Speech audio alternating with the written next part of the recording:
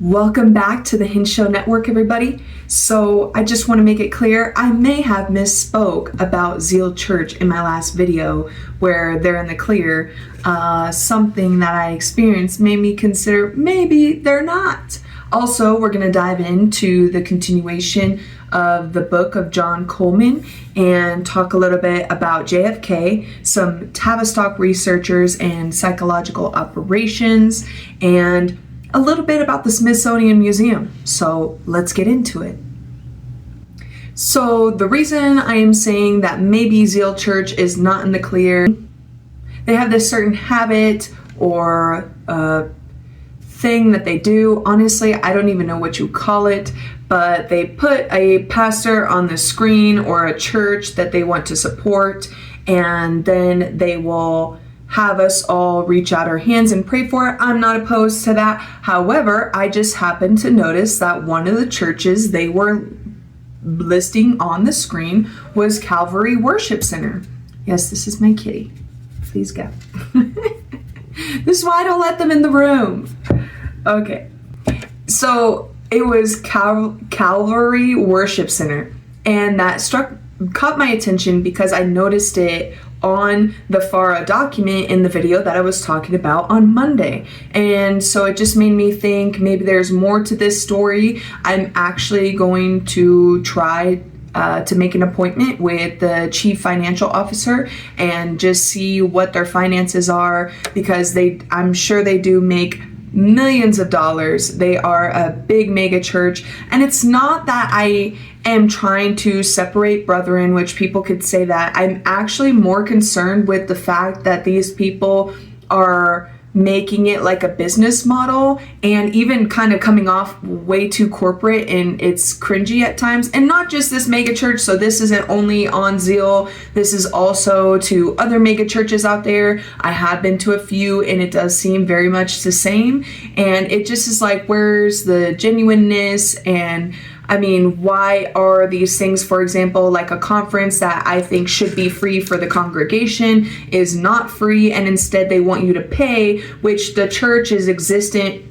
The church is existent in the first place due to the tithing dollars. So why are they just making people pay for either these men's retreats, women's retreats, these women gala nights, or whatever it be? It should be free considering the tithe dollars. We tithe for it, things to go back to the community, not to always just pay for everything, because now it just then is like, yeah, you're paying almost like you would any other business for a service, so let's pay and then also tithe. Like I mentioned in the last video, it seems to be a common trend and habit that all these mega churches want to focus on you tithing with money instead of your skills, which you can be generous and be a excited giver, but at the same time, it doesn't only have to be money, it could be your skills. So again, I'm going to look further into that. I'm a little bit curious, and I,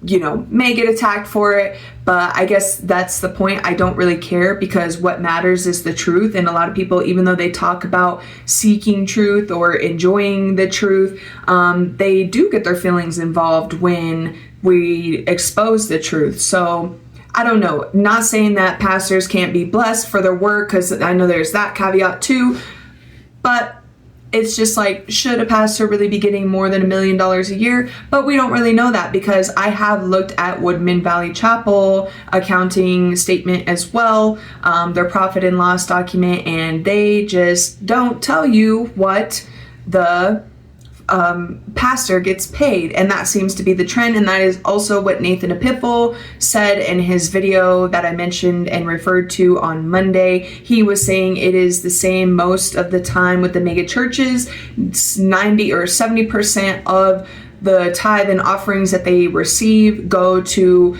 personnel and staff, so wages of some sort, and that's not even telling you what benefit packages they get or anything. I actually, like I mentioned, have a friend that I do think knows well about this and would love to get him on sometime. But anyway, let's kick off into our next topic. So our next topic is a little bit, I'm trying to relate it into talking about the growing tensions in today's political scene. I think that it's important to be reminded of the wise words that President Kennedy once said about peace. Take a listen to him at a college campus in 1963. Union, and that the political aims, and I quote, of the American imperialists are to enslave economically and politically the European and other capitalist countries and to achieve world domination by means of aggressive war, unquote. Truly, as it was written long ago, the wicked flee when no man pursueth. Yet it is sad to read these Soviet statements, to realize the extent of the gulf between us.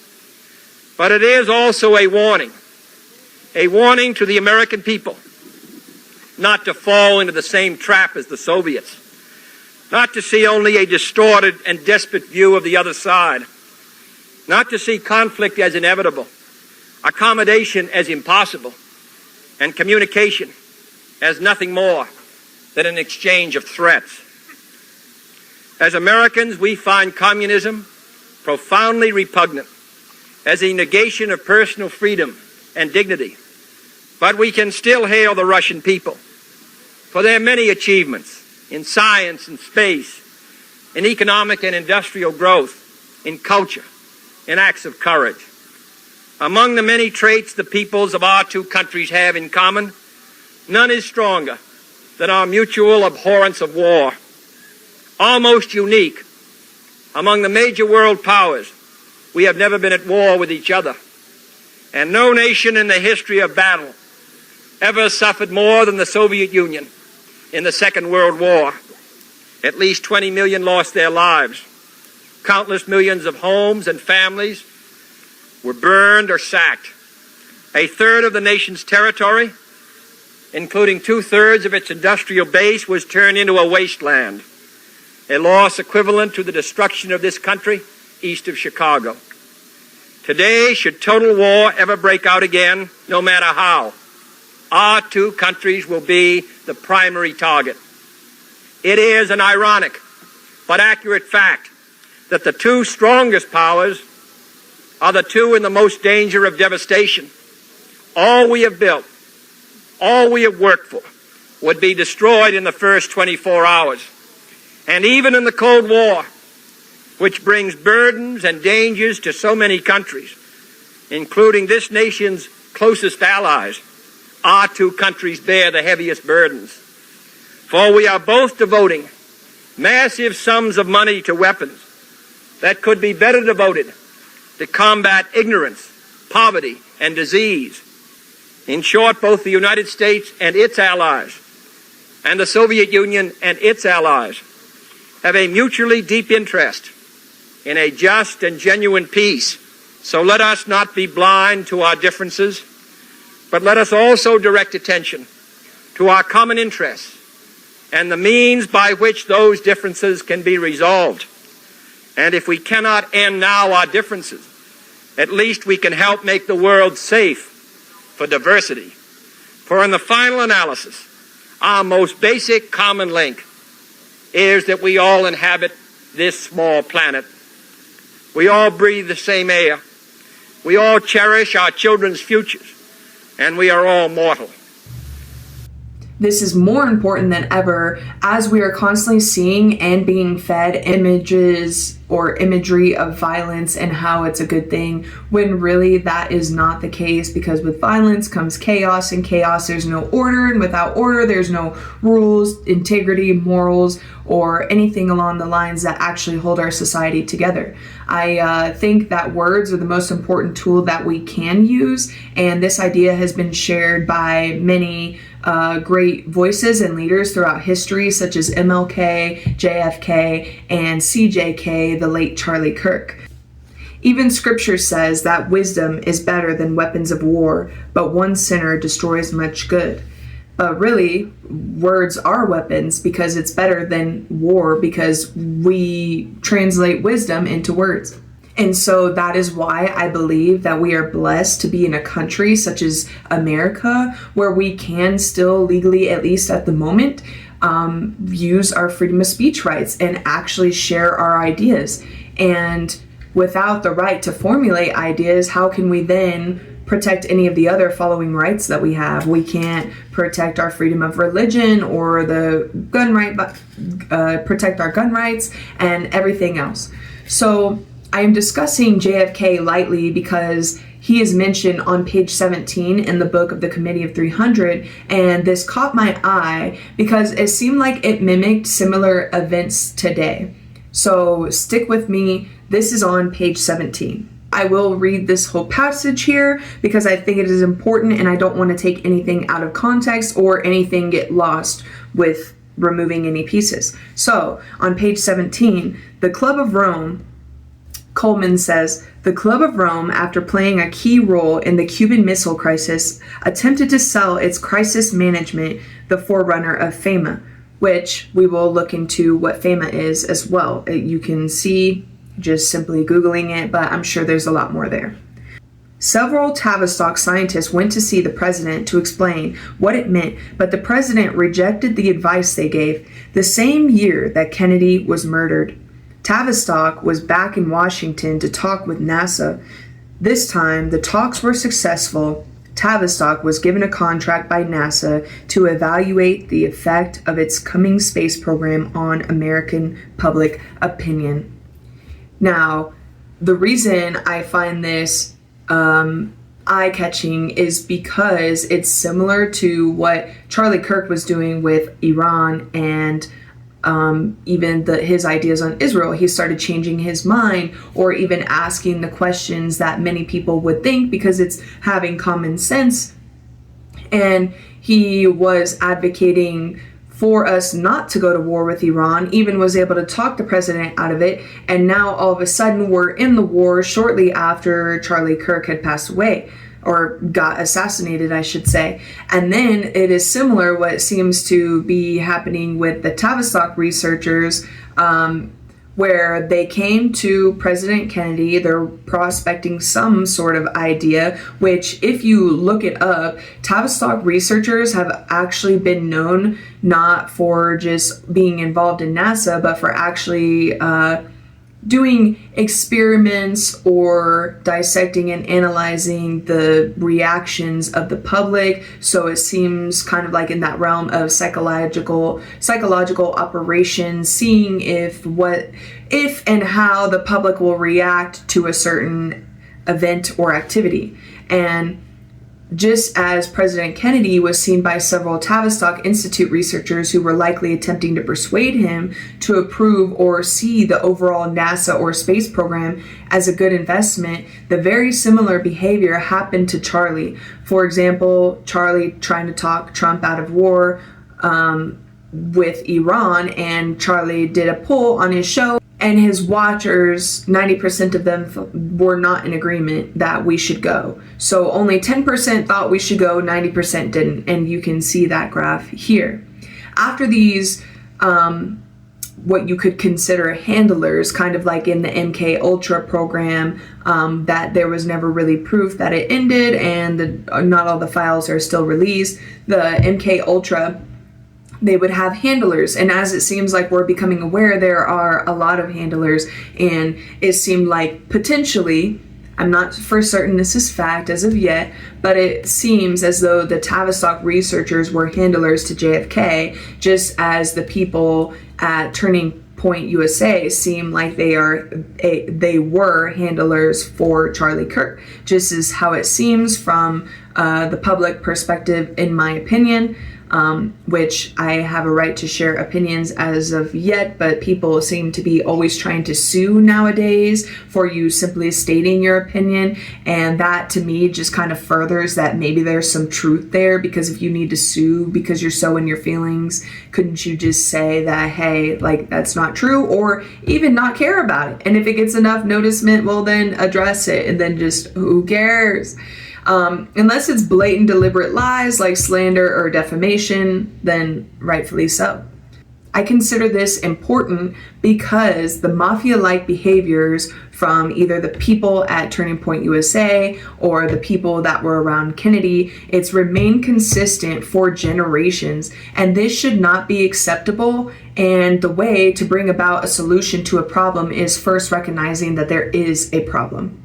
So additionally, as I mentioned, the Tavistock researchers caught my eye because these people were known during that time for, quote, applying psychoanalytic and social science methods to understand group behavior, organizational change, and leadership, including helping large organizations, including military and governmental groups, which it seems like there has been some link and tie to military corruption.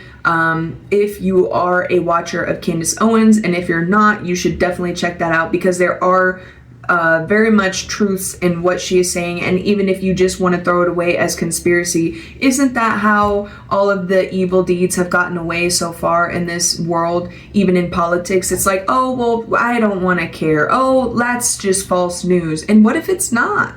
And then you're just going to turn your ear away. Well, we're supposed to be quick to listen and slow to speak. So we should be quick to listen instead of just immediately saying, no, I'm not going to watch that or listen to that.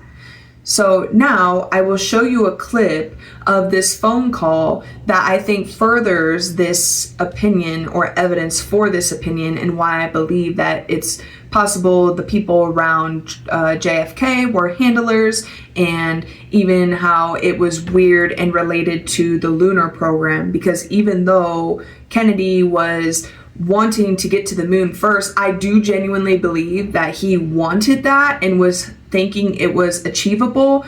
But I'm beginning to wonder if maybe later down the line he started to find things out that were not as what they were. And then it kind of took me down this little rabbit hole about the Smithsonian Museum, and I'll just get into that later. So take a listen.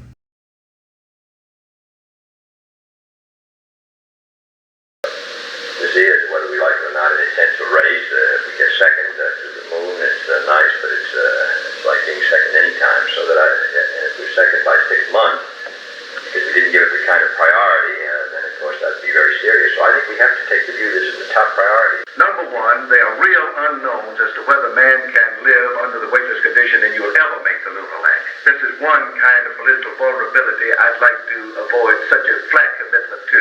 I agree that we're interested in, but we can wait 6 months. But you have to use that information to do your thing. Yeah, but only when that information directly applies to the program. Jim, I think we got to have that. Mr. President, we don't know a damn thing about the surface of the moon, and we're making the wildest guesses about how we're going to land on the moon. And we could get a terrible disaster from putting something down on the surface of the moon that's very different than we think it is.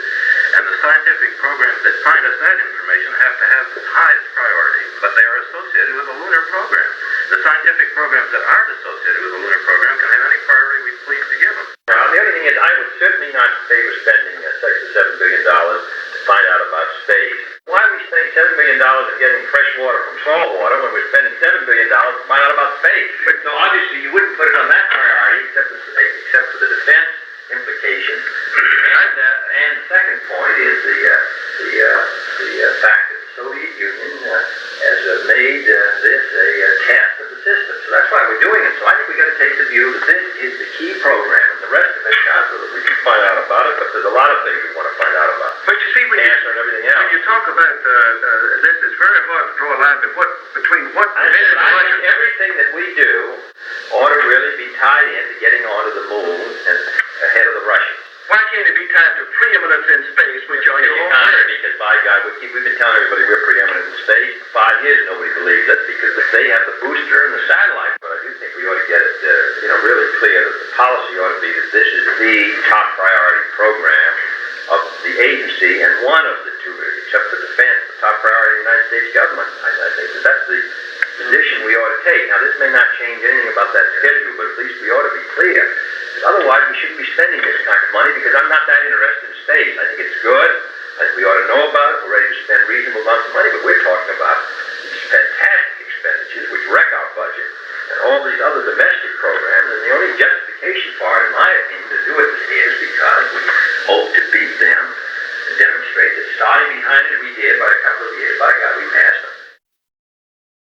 So notice how he asked them about the allocated money for research that was going to getting clean water from salt water, and how they're only spending 6 to 7 million on that, but then they want to spend 6 to 7 billion on a lunar program. And even then, they couldn't defeat the common sense. And that's how, again, it seemed very similar with Charlie Kirk. He had too much common sense, too much wisdom, and you can't destroy wisdom unless you kill it and squash it. But it still exists, at least today, and I'm just grateful for the opportunity to see these speeches and the wisdom on YouTube. So I guess that's one good thing about technology that I really appreciate, is the wisdom now. I just want to add, I am not accusing the Tavistock researchers of killing anyone, but I am curious what their behind closed doors conversations were with President Kennedy for them to be turned away and then sent several different times, according to Coleman in the statement that I read from his book to you all. So then this brought me to the idea about the moon landing, which I have my reservations on. I don't think it happened, but and I think that is due to this guy called Bart Seabrel, and he just I think has a very compelling argument for why we didn't go, more than just people being in their feelings saying, no, we did go, we watched it on TV. How many things have we seen now in AI that's on TV? And how, long do they keep these things underground so we don't know about it, and then they want to release it to the public so then we accept it slowly, like how they're introducing things in movies which are likely futuristic, like as I mentioned and referred to Black Mirror. It seems very much like that. Anyway, though, so I started looking up a little bit about the moon landing because I was curious when it actually happened, and I found out that it happened after Kennedy was assassinated. So now then it kind of brought me to, I saw that there were two links at the bottom if I want more information. There is the NASA Apollo 11 program to go to their website.